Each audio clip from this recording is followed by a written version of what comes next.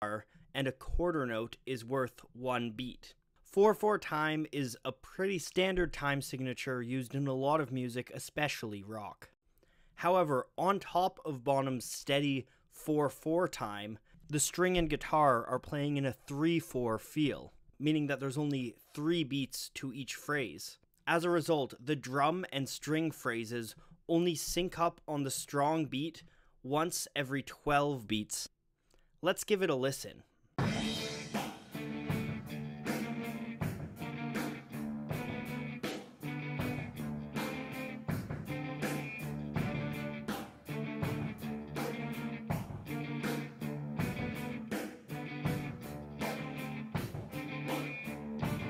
By mixing the time signatures, Zeppelin add a kind of tension to the song, and it really meshes well with the intense feeling of the escalating strings.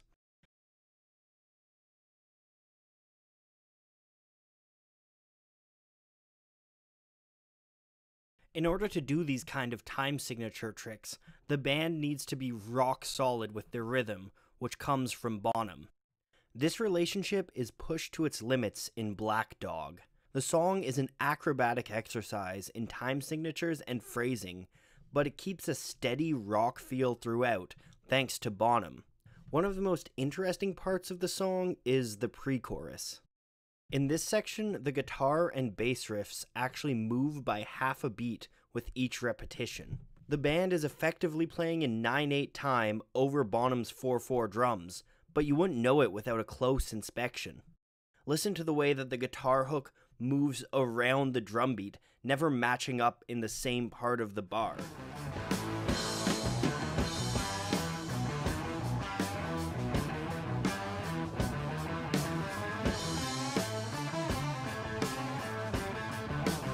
Did you hear the way that the guitar and bass became out of sync with the drums? It can almost sound sloppy if you don't realize that every member of the band is working meticulously as a tight unit to create this.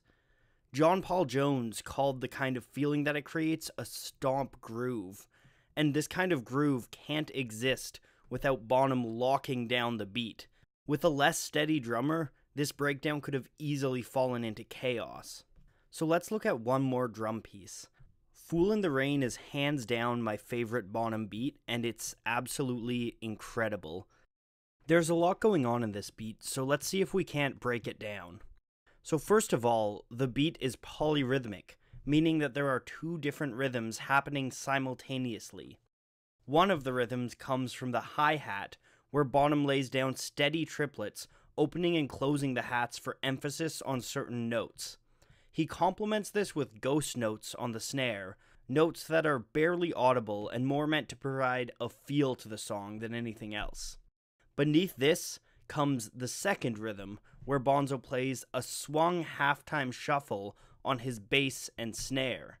As if the beat wasn't enough, the piano and guitar lines are playing in 12/8 time over the 4/4 beat. This gives a syncopated triplet feel to the song that's impossible not to get with. Let's give it a listen.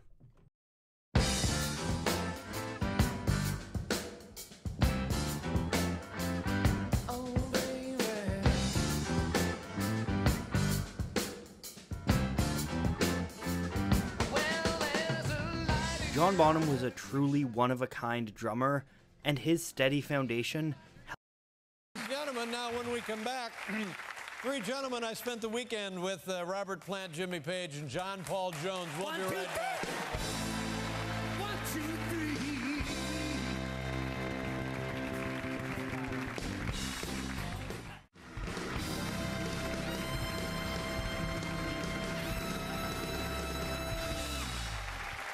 Our first guests are members of the legendary rock and roll band Led Zeppelin, for God's sakes. They, this weekend in Washington, D.C. to receive the Kennedy Center honors. This is their new CD, DVD entitled Celebration Day. It's in stores now. What are we doing here? Please welcome Robert Plant, Jimmy Page, and John Paul Jones, everybody.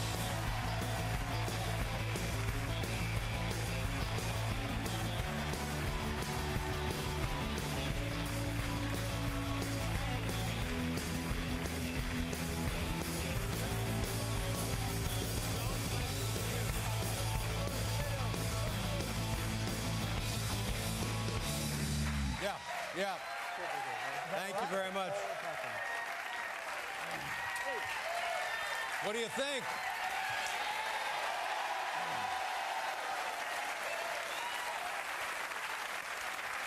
Congratulations.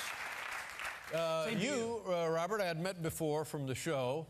Jimmy and I had never met, nor had John and I had met. But it was fun, wasn't it? The weekend? It was great. Yeah, it was really so easy compared to the something that goes on over the river, over the water there. Oh yeah. Yeah, it's pretty stiff there. Have you've all received comparable awards in your home country? No. No. Oh well. It was good to see everybody. He's a great bass player, though. Yeah. You know. And then you were nice enough to come up here and visit with us again this evening. Thank you very much. Now.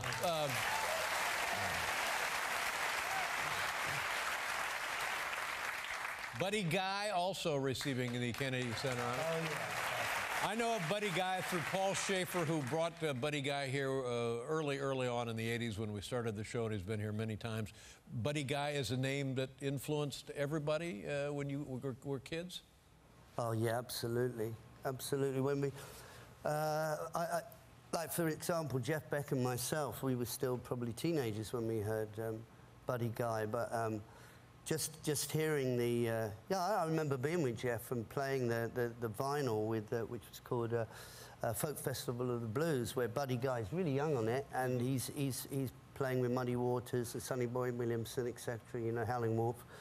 But he sings 2 songs on it, and just the whole delivery and the passion and the drama and this guitar is just out of this world. Now these names that you mentioned, Sonny Boy